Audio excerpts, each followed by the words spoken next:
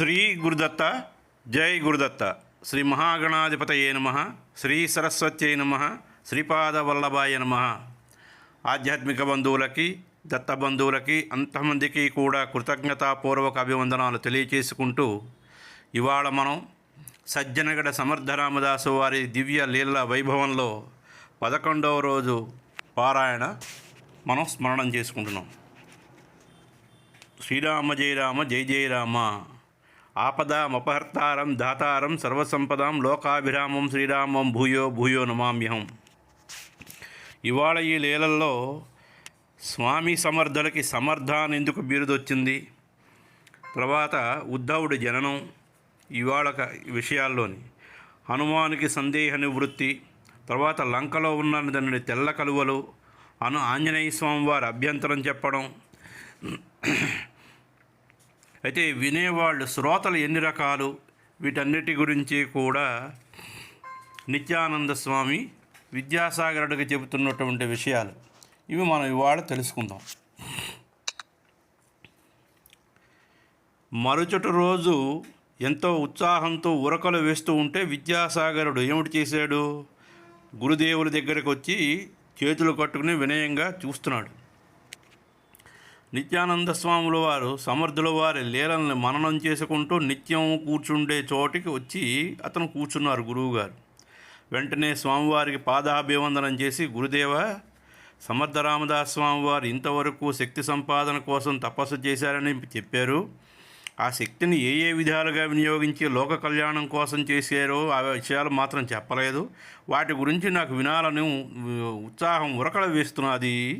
నాకు ఆ విషయాలు చెప్పరా అని చేతులు జోడించి నమస్కారం చేశాడు విద్యాసాగరుడు.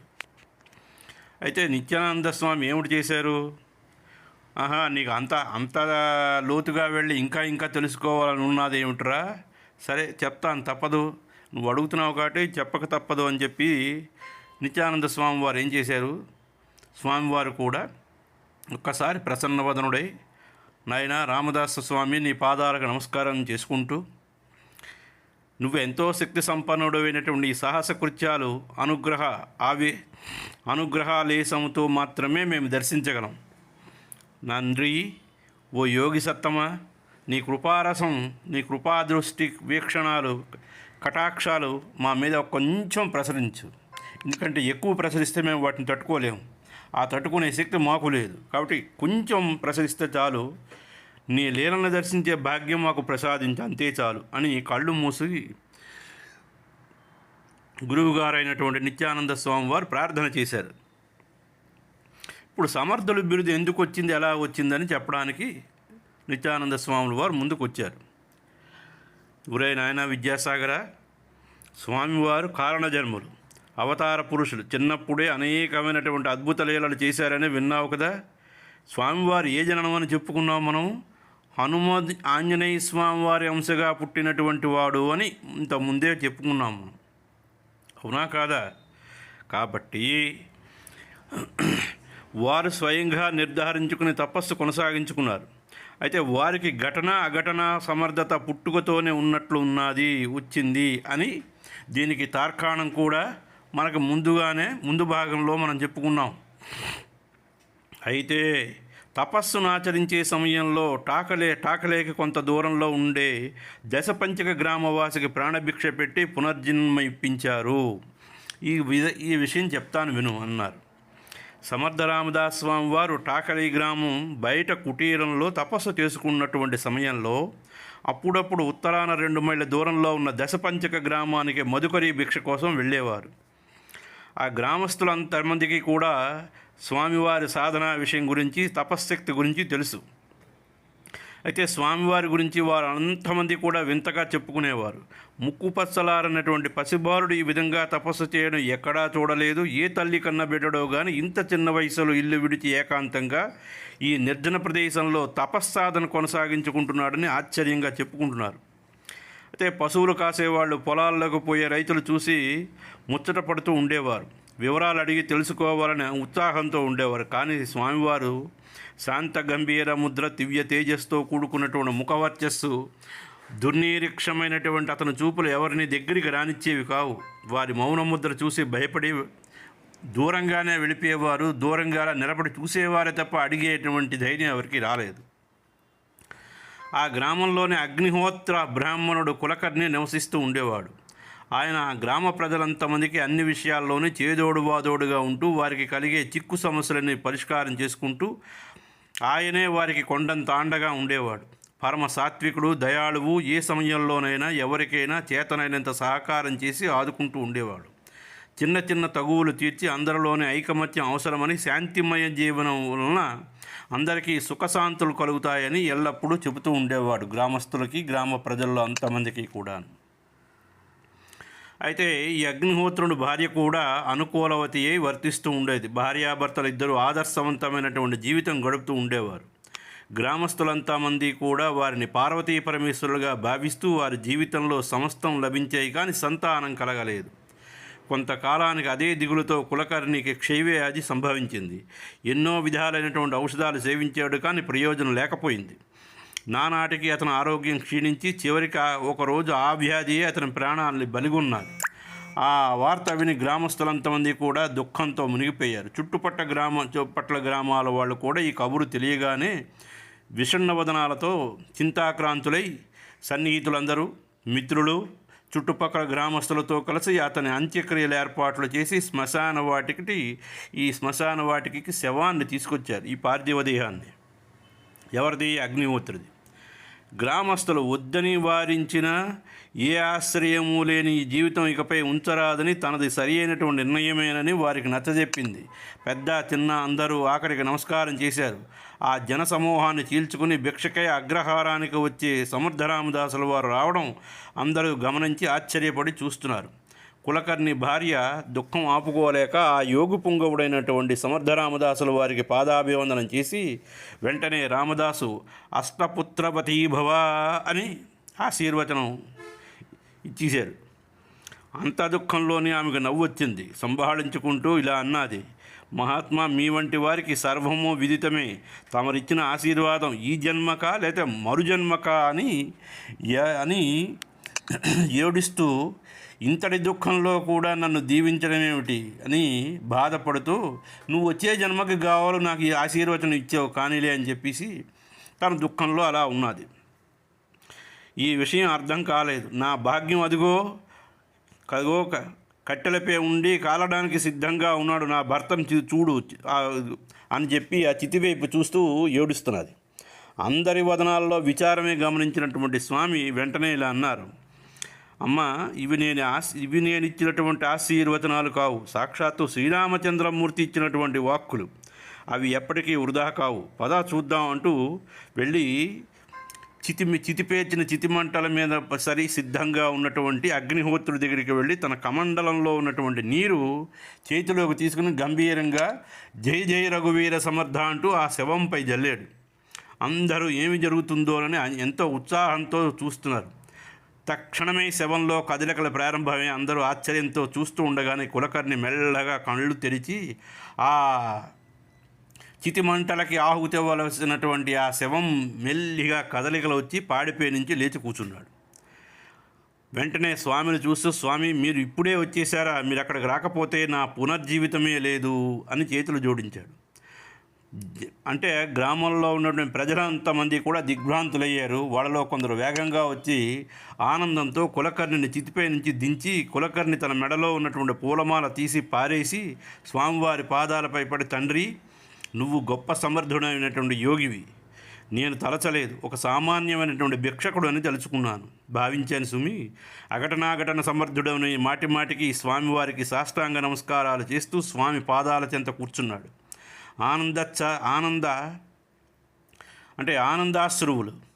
ఆనందాశ్రువులతో అలా నిలబడిపోయినటువంటి అతని భార్య స్వామి పాదాలకి నమస్కారం చేసి తన భర్త పక్కన చేరి, స్వామి, ఏమిటి ఆశ్చర్యం అని అడిగింది. అందరూ వింటూ ఉండగా కులకర్ణి ఈ విధంగా చెప్పాడు, నన్ను యమదూతలు యముడు ఎదుట నిలబెట్టారు. యముడు నన్ను ఏదో ప్రశ్నించే లోపుగాని ఈ స్వామి అక్కడికి వచ్చారు. స్వామిని చూస్తూనే యముడు ఆసనం నుంచి దిగి వచ్చి, మహాత్మా, ఏమిటి మీరేమిటి ఇలా వచ్చారు? దయచేసారు, ఏదైనా ఆజ్ఞ ఉన్నదా అని అడిగాడు. స్వామివారు, మీ దూతలు మా భక్తుని తెచ్చారు, వాడిని వెంటనే విడిచిపెట్టండి అని ఆదేశించారు. యమధర్మరాజు ఇతన్ని విడిచిపెట్టండి అని దూతలకు ఆదేశాలు ఇచ్చారు. వాళ్ళు నన్ను విడిచిపెట్టేశారు. నేను యమధర్మరాజుకు నమస్కారం చేసి ఆయన నన్ను పుత్రప్రాప్తిరస్తు అని నన్ను ఆ యమధర్మరాజే సాక్షాత్తు దీవించి పంపించాడు. అలా నేను తిరిగి వచ్చాను. ఈ స్వామి సామాన్యుడు కాదు అని స్వామిని చూస్తూ, మహానుభావ, నువ్వు ఒక్క క్షణం అక్కడికి రాకపోతే నా గతి ఏమయ్యేదో సద్గురునాథ. ఇక నుంచి మా తల్లి, తండ్రి, గురువు, దైవం, పతి, గతి అన్నీ నువ్వే. నీ చరణములే మాకు శరణాగతిని ప్రార్థించి దంపతులు నమస్కారం చేశారు. శ్రీరామదాసు, అమ్మ, నీకు 8 మంది కొడుకులు పుడతారు, సుమంగళిగా ఉంటావు. కులకర్ణి నీ అనారోగ్యం పూర్తిగా తొలగిపోయింది. యథావిధిగా మీ కార్యక్రమాలు కొనసాగించండి, శ్రీరామనామంతో పునీతులు కండి అని ఆశీర్వదించి పంపించేశారు. కులకర్ణి, స్వామి, అప్పుడెప్పుడో మీ పేరు రామదాస్ అని విన్నాను, కానీ మీ సమర్థతని చూసిన వాడిని కాబట్టి మిమ్మల్ని ఆ పేరు పెట్టి మేము పిలవలేము. కాబట్టి నేటి నుంచి మిమ్మల్ని మేము సమర్థులనే పిలుచుకుంటాం అని కులకర్ణి అనగానే గ్రామ ప్రజలంతమంది కూడా ముక్త కంఠంతో సమర్థరామదాసు స్వామి వారికి జై అని జయనాదాలు దిక్కులు పిక్కటిల్లేటట్లుగా వాళ్ళు చేసుకుంటూ అక్కడ భజన చేసి నిలబడ్డారు. అయితే అలాగే ఈ నోట ఆ నోట వెంటనే స్వామివారి తాలూకా కీర్తి, సమర్థరామదాసులు వారి ఖ్యాతి అన్ని గ్రామాలకి పాకిపోయింది. వారికి ప్రేమతోనూ భక్తితోనూ భిక్షనిచ్చేవాడు. వెంటనే ఇక్కడ ఏంటి, మొట్టమొదటి శిష్యుడు ఎవడయ్యాడో తెలుసుకుందాం. విద్యాసాగర, ఇది శ్రీరామదాస స్వామి వారు తపస్సులో ఉండగానే జరిగినటువంటి లీల. ఆనాటి నుంచే స్వామి సమర్థనే బిరుదుతో పిలువబడ్డారు. చెప్పాను, విన్నావు కదా. అతి కొద్ది కాలంలో కులకర్ణి దంపతులకి ప్రథమ పుత్రుడు కలిగాడు. వారు ఆ పిల్లవాడిని స్వామి సమర్థులకి దగ్గరికి తీసుకొచ్చి, దేవా సమర్థ, ఈ చిన్నవాడికి నీకే సమర్పించుకుంటున్నాం. మీరు ప్రసాదించినటువంటి మొట్టమొదటి ఫలం మీదే అని స్వామివారి పాదాల దగ్గర ఉంచేశారు. స్వామి సమర్థులు చిరునవ్వుతో అతన్ని ఎత్తుకుని దీవించి వీడికి ఉద్ధవుడు అని నామకరణం చేశారు. ఆ బాలుడు మళ్ళా వారి చేతికే ఇచ్చారు. కులకర్ణి, వీడు కాస్త పెద్దవాడు అయ్యే వరకు నీ దగ్గరే ఉండని, నాకు సమయం వచ్చినప్పుడు పిలిపించుకుంటాను అని సమర్థుల వారు వాళ్ళకి చెప్పారు. దంపతులు పుత్రుడితో సహా ఇంటికి వెళ్ళారు. అప్పుడప్పుడు స్వామిని దర్శించుకునేవారు. క్రమంగా ఆ పిల్లవాడు పెరుగుతున్నాడు. అందరూ పిల్లవాడిని చిన్నతనం నుంచే రామదాస స్వామి శిష్యుడని పిలుచుకుంటూ ఉండేవాళ్ళు. ఉద్ధవుడి లోపల అదే భావం పెరిగింది. తాను సమర్థుల శిష్యుడనే భావించేవాడు.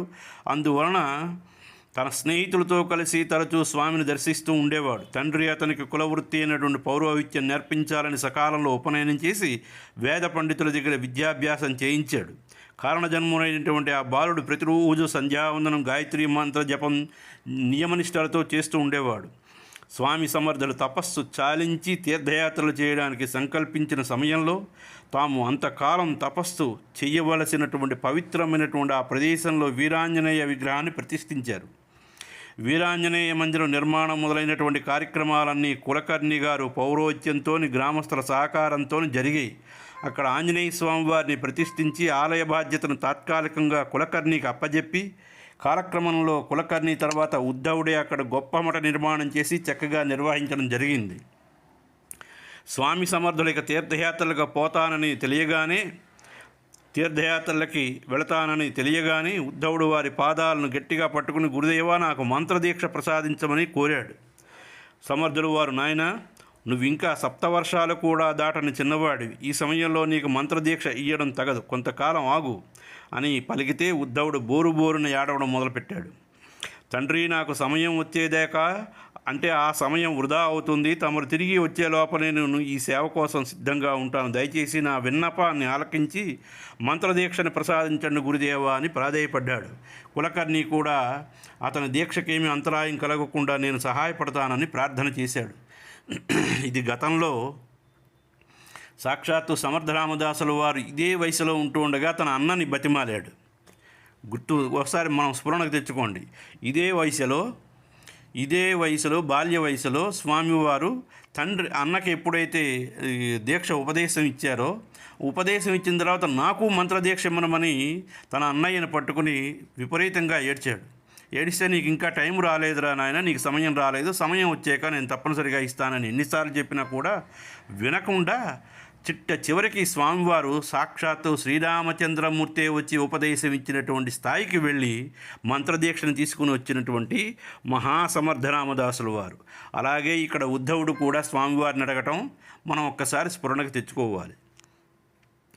స్వామివారు సమర్థులు ప్రసన్నులై ప్రప్రథమంగా ఉద్ధవుడికి మంత్రదీక్షనిచ్చి 13 కోట్ల మంత్రజపం చేయాలని ఆదేశించారు. తర్వాత సమర్థులు తీర్థయాత్రకై బయలుదేరి ఆలయం బయటికి వస్తూ ఉండగా ఆ విషయం తెలుసుకున్నటువంటి చుట్టుపక్కల గ్రామస్తులంతమంది కలిసి కులకర్ణి గారి సారథ్యంలో స్వామివారిని చేరవచ్చి సాష్టాంగ వందనాలు ఆచరించి వాళ్ళందరినీ స్వామివారికి దీవించారు. వాళ్ళంతమంది ముక్తకంఠంతో స్వామి శ్రీరామనవమి ఉత్సవాలు సమీపిస్తున్నాయి. మీ ఆధ్వర్యంలో నిర్మించబడినటువంటి మీ చేత ప్రతిష్ఠించబడినటువంటి శ్రీ వీరాంజనేయ స్వామి వారి ఆలయంలో శ్రీరామనవమి ఉత్సవాలు జరిపించవలసినదిగా మా ప్రార్థన అంటూ సమర్థుల వారిని కోరితే సమర్థుల వారు ఒక్క క్షణం కళ్ళు మూసి ఇది అనుమదాజ్ఞగా నిర్ణయించుకుని, భక్తులారా మీ సంకల్పం ఉత్తమమైనదే, ఆనందకరమైనదే, మీ అందరి సహకారం ఉంటే ఈ కార్యక్రమం ఎంతో వైభవంగా జరిపించుకుందాము అని కార్యక్రమానికి కావలసిన ఏర్పాట్లు చేయడానికి ఆదేశించారు. అందరిలోని ఆనంద ఉత్సవాలు వెల్లివిరిశాయి. గ్రామస్తులందరూ కలిసి పందిళ్ళు వేస్తున్నాడు ప్రారంభం చేశారు. ఎవరు చేయవలసిన పని వారు మనస్ఫూర్తిగా భక్తి శ్రద్ధలతో చేసుకుంటున్నారు. అన్ని గ్రామాల వాళ్ళకి ఇది పండుగ దినాలుగా ఉన్నాయి. కొందరు నేలను పరిశుభ్రం చేస్తున్నారు, కొందరు కళ్ళాపు జల్లి ముగ్గులు రంగోవిళ్ళు దిద్దుతున్నారు. పందిరి అంతా కూడా ఎన్నో రంగురంగుల పుష్పాలతో అలంకరించబడ్డాయి. పూజకు కావలసిన సామాగ్రి అంతా కూడా సమర్థుల సలహాను అనుసరించి తెప్పించారు. నిత్యం అన్నదానం కోసం కావలసినటువంటి సమస్త ఉత్తు సామాగ్రి అంతా కూడా గ్రామస్తులు సమకూర్చి అంగరంగ వైభవంగా జరిపించబోయేటువంటి ఉత్సవానికి సర్వాంగాలు సిద్ధమయ్యాయి. అన్ని గ్రామాల వారికి ఆహ్వానం తెలియజేశారు. ఇలా ఉంటూ ఉండగా ఆ రాత్రి సమర్థుల వారికి ఆంజనేయ స్వామి వారు కనిపించి, నాయనా రామదాసు, ఈ ఉత్సవాల్లో నువ్వు రామాయణం చెప్పాలిరా అని ఆదేశిస్తే సమర్థులు చిరునవ్వులు నవ్వుతూ, మహాత్మా, మీ ఎదుట నేను రామాయణం చెప్పడమా? ఆంజనేయ స్వామి వారి దగ్గర కుప్పిగంతుల్లా ఉన్నాయి, నాకు ఎన్ని గుండెలు ఉండాలి నాకు అని ఆంజనేయ స్వామి వారికి అన్నారట. నీకెందుకురా సందేహం అన్నారు. మహాత్మా, ఎందుకంటే సాక్షాత్తు రామాయణ కాలంలో ఉన్నటువంటి మీరు చూసిన సన్నివేశాలు కథలుగా విన్న నేను తిరిగి చెప్పేటప్పుడు ఎక్కడైనా వ్యత్యాసం భేదభావాలు వస్తాయి అని నా సందేహం. ఓహో అదా, ఎక్కడైనా తప్పితే నేను ఉన్నాను కదరా అన్నారు ఆంజనేయ స్వామి. సరే అంతే, ఇంకేమీ, మీ ఆదేశాన్ని తప్పనిసరిగా పాటించడమే నా తాలూకా బాధ్యత, కర్తవ్యం అన్నారు సర్వసమర్థ రామదాస్. శ్రీరామనవమి ఉత్సవాలు ప్రారంభమయ్యాయి. భక్తులు పెద్దగా వేసినటువంటి చలవ పందిళ్ళు మధ్యలో శ్రీరాముల వారిని ఉంచి పూజించడానికి చక్కని మండపాన్ని అలంకరించారు. శ్రీరామనవమి ఉత్సవాల ప్రారంభం రోజున సమర్థుల వారు సీతారామ విగ్రహాన్ని బ్రాహ్మణులు వేదమంత్ర ఘోష చేస్తూ ఉండగా ఆ మండపంలో స్థాపన చేశారు. ఎంతో వైభవంగా స్వామివారిని అలంకరింపజేసి పూజా కార్యక్రమాన్ని స్వయంగా నిర్వర్తించారు. హనుమంతుల వారి యాజ్ఞ ప్రకారం రామాయణం చెప్పడం ప్రారంభం చేశారు సర్వసమర్థ రామదాసుల వారు. ఈ సత్సంగం ఉదయం సాయంకాలంతో చెప్పడం మొదలుపెట్టి కథ రామాయణంలో ఎంతో సుందరం ఆహ్లాదకరమైనటువంటి సుందరకాండ చెబుతున్నారు. ఒకరోజు సాయంకాలం సమయంలో సుందరకాండ చెబుతూ ఉండగా ఆంజనేయ స్వామి వారు లంకలో అన్ని ప్రదేశాలు సీతమ్మ జాడ కోసం వెతికి అశోకవనం చేరారు. ఒక వృక్షం మీద కూర్చొని సీతమ్మ వారిని చూశారు. అక్కడ చెట్టు కింద చక్కటి కొలనున్నది, చెరువు ఉంది, అందులో తెల్లని కలవ పూలు ఆహ్లాదకరంగా ఉన్నాయని చెబుతూ ఉండగా బ్రాహ్మణ వేషంలో కూర్చుని కథ వింటూ ఉన్నటువంటి ఆంజనేయ స్వామి వారు కలవ పువ్వులు తెల్లగా కాదు ఎర్రగా ఉన్నాయి అన్నారు. కాదు తెల్లగానే ఉన్నాయి అన్నారు సమర్థుల వారు. ఆ వాదన విన్న భక్తులు ఆగ్రహంతో కథాశ్రవణం మధ్యలో ఏమిటయ్యా నీ వాదనని గట్టిగా గద్దించారు. ఆంజనేయ స్వామి వారి కోపం వచ్చింది, అయినా మౌనంగా ఉండిపోయారు. సమర్థుల వారి కథను కొంచెం ముందుకు సాగించి ఆనాటి సత్సంగాన్ని ముగించారు. తెల్లవారింది. సమర్థుల వారు ఒంటరిగా స్నాన సంధ్యలు చేసుకుంటూ ఉండగా ఆంజనేయ స్వామి వారు వచ్చి, ఏమిటి రామదాస, రాత్రి నువ్వు చెప్పిన కథ తప్పురా అని కోపంగా చూశారు. సమర్థుల వారు, మహాత్మా, కథ చెప్పింది నేను కాదయ్యా, సాక్షాత్తు రాముల వారు, అందులో తప్పులు ఎందుకుంటాయి అన్నారు. ఆంజనేయ స్వామి, నేను స్వయంగా చూశాను రా, అయినా కాదంటావా, రా బయలుదేరు, నిన్ను నువ్వు లంకకు తీసుకెళతా, నువ్వే స్వయంగా చూద్దువు కానీ అన్నారు. సమర్థుల వారు చేతులు జోడించి, మహాత్మా, మీ ఆదేశాన్ని తప్పక పాటించవలసిందే కదా, కానీ నేను ఇక్కడి నుండి మీతో వస్తే రాముల వారికి పూజకి ఆటంకం కలుగుతుంది, తర్వాత వెళదాం పదండి అని అన్నారు రామదాసుల వారు. హనుమంతుల వారు, నేను ఇక్కడే లంకకి వెళ్ళి సాయంకాలం పూజా సమయానికి ఆ ఎర్రని కలువలు తెస్తాను అని బయలుదేరి వెళ్ళిపోయారు ఆంజనేయ స్వామి. అతి శీఘ్రంగా లంకానగరానికి చేరి అశోకవనానికి వెళ్ళి ఆ కొలంలోకి వెళ్ళి చూస్తే కలవ పూలు తెల్లగానే ఉన్నాయి. ఆశ్చర్యంతో సందేహం తీర్చుకోవడానికి విభీషణుడి దగ్గరికి వెళ్ళాడు. విభీషణుల వారు హనుమంతుల వారిని చూస్తూ ఉండగానే ఆనందంతో కౌగులించుకుని ఉచితాసనంపై చూపించి, మహానుభావ, ఆశ్చర్యంగా ఉంది, ఎంతకాలానికి తమ దర్శనమైంది అని చేతులు జోడించి నమస్కారం చేశాడు విభీషణుడు. హనుమంతుల వారు, విభీషణ, నేను ఆనాడు అశోకవనంలో ఈ కొలంలో ఎర్రని కలవ పూలు చూశాను, కానీ ఇప్పుడు అవి తెల్లగా ఉన్నాయి. అవి తెల్లగా ఉన్నాయని రామాయణ కథ చెబుతున్నటువంటి రామదాసుల వారు చెప్పాడు. కాదు, ఎర్రగా ఉన్నాయని నేను వాదించాను. నా వాదన నిజమా కాదా అని తెలుసుకుందామని ఆ పూలను తీసుకుందామని వచ్చాను. కానీ ఇక్కడికి వచ్చి చూస్తే వాడు చెప్పినట్లుగానే పువ్వులు తెల్లగా ఉన్నాయి. ఆ మార్పునికి కారణం ఏమిటి అని అడిగాడు. ఆంజనేయ స్వామి ఎవరిని అడిగాడు? విభీషణుని అడిగాడు. విభీషణుల వారు చిరునవ్వు నవ్వుతూ, ఆంజనేయ స్వామి, నువ్వు ఆనాడు చాలా క్రోధావేశాలతో ఉన్నావు. ఎరుపెక్కిన నీ కళ్ళకు ఆ తెల్లని కలవులు ఎర్రగా కనిపించేయి. అప్పుడు ఇప్పుడు కూడా అవే కళ్ళు, కాకపోతే అప్పుడు కోపంతో ఉన్నావు కాబట్టి నీ కళ్ళు ఎర్రగా మారాయి. కానీ ఇందులో ఉన్నటువంటి కొలంలో ఉన్నటువంటి పువ్వులు, కలవ పువ్వులు మాత్రం తెల్లటివే అని వెంటనే సమాధానం చెప్పాడు. పూర్వం మహాత్ములైన వారు ఎందరినో దర్శించాను. ఇక్కడ లంకలో ఉన్న కలవ పువ్వుల గురించి అంత చక్కగా చెప్పినటువంటి ఆ మహాత్మును చూడాలనుంది అని తెలిపితే, హనుమంతుల వారు వెనక కలవ పువ్వులు ఎర్రగా గోచరించినటువంటి సన్నివేశాన్ని గుర్తుకు తెచ్చుకుని మందహాసం చేస్తూ, విభీషణ, ఒకసారి ఆ రామదాస స్వామిని తీసుకుని వస్తానులే అని పలికి సెలవు తీసుకుని రామనవమి ఉత్సవాలు జరుగుతున్నటువంటి గోదావరి తీరానికి చేరుకున్నాడు. రామదాసుని చేరి, నాయన, నువ్వు చెప్పిందే నిజం అని తెలిపి అంతర్ధానం అయిపోయాడు ఆంజనేయ స్వామి. శ్రీరామనవమి ఉత్సవాలు ముగిసాయి. స్వామి సమర్థులు ఇంకా తీర్థయాత్ర ప్రారంభించడానికి బయలుదేరుతున్నారు. విద్యాసాగరుడు మహాత్ములు ఒక నిర్దిష్టమైనటువంటి ప్రణాళికను ఎంచుకుని తమ అవతార కార్యక్రమాలు నెరవేర్చుకుంటారు. శ్రీ సర్వసమర్థ రామదాస స్వామి కూడా శ్రీరామచంద్రమూర్తి వారి ఆదేశాన్ని అమలు చేయడానికి దేశకాల పరిస్థితులను తెలుసుకొని దానికి అనుగుణంగా తన ప్రణాళికను ప్రారంభించారు. మునుముందు మనం సర్వసమర్థ రామదాస స్వామి యాత్రా విశేషాలు, వారి లీలల్ని తెలుసుకుందామని జోడించి అక్కడికి ముగిసింది. శ్రీరామ జయ రామ జయ జయ రామ అనే మంత్రాన్ని గురు శిష్యులిద్దరూ ముమ్మారు ఉచ్చరించారు. విద్యాసాగరుడు ప్రశ్నించాడు, సమర్థుల దైవకృప అపారంగా ఉండడం వలన కదా రామాయణ ప్రవచనంలో కొంచెం కూడా తొత్తుపాటు పొరపాటు లేకుండా చేయగలిగారు. వారి శక్తి సామర్థ్యాలు వినియోగించి దేవతలనే మెప్పించారు. తీర్థయాత్రలో ఏ తీర్థాన్ని సేవించారో వారిపై ఆ దైవాల తాలూకు ఆశీర్వచనాలు ఎలాగా ప్రసరించబడ్డాయి, ఇవన్నీ కూడా మహాప్రభో చెప్పండి అని నిత్యానంద స్వాముల వారిని విద్యాసాగరుడు అడిగితే, ఒరే, నువ్వు ఉత్తమ శ్రోతవి కాబట్టి ఇంత ఆసక్తితో అడుగుతున్నావు కాబట్టి చెప్పడం నా ధర్మం. కాబట్టి ఇంతకీ శ్రోతలు ఎంతమంది ఉంటారో ఆ విషయం నీకు ఇప్పుడు చెప్తాను, వినురా అన్నారు. చిరునవ్వులు చిందిస్తూ నిత్యానంద స్వామి వాళ్ళు ఇలా చెప్పడానికి ప్రారంభం చేశారు. ఒరే చిరంజీవి, విద్యాసాగర, శ్రోతలు 4 రకాలుగా ఉంటారా. 1 ఉత్తమ, 2 మధ్యమ, 3 అధమ, 4 అధమ అంటారు. వీడు కొన్ని సందర్భాల్లో వీడు అధముడు రా, వీడు బుద్ధి జ్ఞానం లేదురా అంటూ ఉంటాము. ఇంకొకసారి కొన్ని సందర్భాల్లో వీడు అధముడు కూడా కాదు, వీడు అధమాధముడు, వీడికి ఏమాత్రం చెప్పినా అర్థం కాదురా అని కొన్ని సందర్భాల్లో అంటూ ఉంటాం. అవి ఏమిటో ఇప్పుడు మనం తెలుసుకుందాం. శ్రద్ధాభక్తితో, జిజ్ఞాసతో, ఆతృతతో, ఏకాగ్ర మనస్కుడై, ఏకసంతాగ్రహితో మనస్కుడై విషయాలను పూర్తిగా అవగతం చేసుకున్న శ్రవణం చేసిన వాడు ఉత్తమ శ్రోత. 2వది, శ్రద్ధాభక్తితో విషయం తెలుసుకోవాలని ఆసక్తి ఉంటుంది, కానీ వాడికి మనసు ఏకాగ్రత ఉండదు, అటు ఇటు సంచరిస్తూ శ్రవణం చేసేవాడు మధ్యమ శ్రోత. వీడికి శ్రద్ధ భక్తి ఉంటుంది, అంతా విన్నట్లే ఉంటుంది, అందరిలోని స్పందన పొందుతూ ఉంటాడు, కానీ సకల ఇంద్రియాలు పూర్తి స్వేచ్ఛగా తిరుగుతూ ఉంటాయి, అందువలన వాడు వింటూ వినక ఉంటాడు. వీడిని అధమ శ్రోత అంటారు. సభలో ఉండి కేవలం శరీరంతో కూర్చుండి మనస్సు లోక సంచారం చేస్తూ ఉన్నవాడిని సేవాకారుడు అంటాడు. వీడు పూర్తిగా ఏమీ శ్రవణం చేయనివాడు, అందుచే వీడిని అధమాధమ శ్రోత అంటారు. శరీరం అక్కడే ఉంటుంది కానీ బుర్ర అక్కడ ఉండదు. అందుకే దీన్ని మనకి ఇంగ్లీష్లో అంటారు, మనకి బాడీ ప్రజెంటు మైండ్ ఆబ్సెంటు అని. అంటే విద్యాసాగరుడు, గురుదేవ, ఈ విషయాన్ని మరికొంచెం వివరంగా తెలియజేయండి అని అన్నాడు.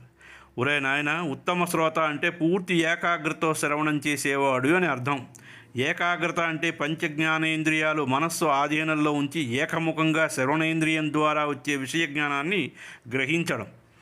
దానికి తోడు పంచకర్మేంద్రియాలు నిరోధించి, అంటే అవి చేసే పనులు ఆపి ఒకే ఆసనం మీద కూర్చుని తదేక ధ్యానంతో శ్రవణం చేయడమే పూర్ణ ఏకాగ్రత అని శాస్త్రాలు చెప్పి. ఇక రెండవది, వినడంతోనే తానుకు అంతకుముందు విని గడించిన పరిజ్ఞానంతో దీన్ని సరిపోల్చుకోవడం. ఇది నిజమా, అది నిజమా అని సమంజసమా లేక అసమంజసమా అనుకుంటూ ఆలోచనలతో సందేహాలతో కట్టుమిట్టాడుతూ వినవలసిన దాన్ని పూర్తిగా వినడు. మొదట విన్నదే కానీ చివరి వరకు అదే స్థానంలో ఉన్నా, చెవి నుంచి వేగంగా బయటికి శబ్దం లోపలికి వస్తున్నా అవేమీ వినిపించవు. అతడి మనస్సు దాన్ని స్వీకరించదు. కొద్దిపాటి విషయాన్ని వింటాడు, ఎక్కువ భాగాన్ని వదిలేస్తాడు. ఇటువంటి వాడిని మధ్యమ శ్రోత అంటారు. ఇంకో తరగతి చెందినవాడు ఉన్నాడు.